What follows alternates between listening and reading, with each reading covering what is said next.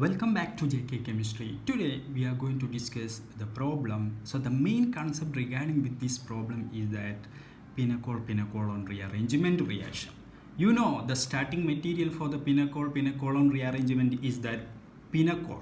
That is nothing but 1,2-diol. So you will end up with a Pinacolone. Okay, this is the Pinacolone structure. Okay, what is the general mechanism? It is a simple mechanism. First of all, you have 1,2-diol. That is the starting material for this reaction. And what is the key point to identify this reaction is that 1,2-diol. So you should have 1,2-diol and an acidic condition. Okay, it can either be a mineral acid or Lewis acid. Okay, so first protonation of one of the OH group takes place. So attack, okay, it get protonated. Now it is highly unstable, so you need to break this bond in order to nullify this positive charge. So shift, so you will end up with the carbocation. That is the important intermediate in this reaction. But in this rearrangement, what will happen is that this will undergo some kind of rearrangement. It is nothing but 1,2-alkyl shift. That is nothing but 1,2-alkyl shift. Okay, so for that you have OH group in the second position. So this OH sigma bond shift simultaneously, one of the alkyl group get migrated to the carbocation. So you represented in this kind of arrow. So that means this is migrated from here to there. Okay, that is 1,2-alkyl shift. That shift mainly depend upon the migration tendency, and moreover, since it is symmetric diol, if you have asymmetric, then the protonation is mainly depend upon the stability of carbocation, and finally you will end up with the wonderful product called Pinacolone.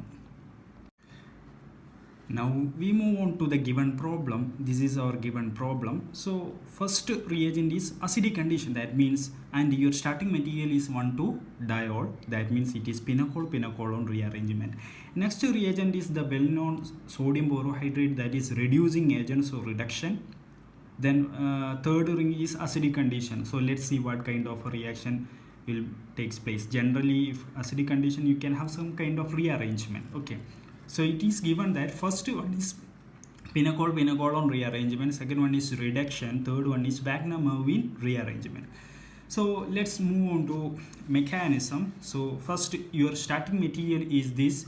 So as we mentioned earlier, it will undergo, since it is symmetrical, one of the OH will undergo protonation, okay, attack, and dehydration, so shift, okay, you will get carbocation. And this is the most important step. Okay, initially we had a shift of alkyl group. Now there is no any kind of alkyl group, but here instead of alkyl group you can have ring residue. So ring residue will migrate from first to carbocation position. So this kind of migration takes place. So shift, okay, so the green colored one is your ring residue. So what will happen is that your 4-membered ring get converted into 5-membered ring. I can give the number 1, 2, 3, 4, 5. So 1, 2, 3, 4, 5. So you can have second position, there is a keto function group. This is the peculiarity of this kind of bi-alicyclic compound. So if you have this kind of symmetric, so you will suppose it is 4-membered, you can have 5-membered, moreover second position having a keto function group. Okay, so the first rearrangement procedure is over, that is Pinacol-Pinacolone rearrangement. Second one is, we know that well-known reduction. So this product will undergo reduction. So sodium borohydrate furnish H- ion, so attack shift, okay, so you can have O-, it will undergo protonation, you will get alcohol. Okay, so this is the second reagent utility. And third reagent, again proton comes to the picture. We know that this is OH, so it will undergo protonation. We know that it will undergo dehydration, elimination of H2O. Now you will end up with the carbocation. Okay, now this is your carbocation. Now what will happen? So this carbocation can stabilize several respects. Okay, so this is our given carbocation. This is our given carbocation. So it can stabilize by using this hydrogen.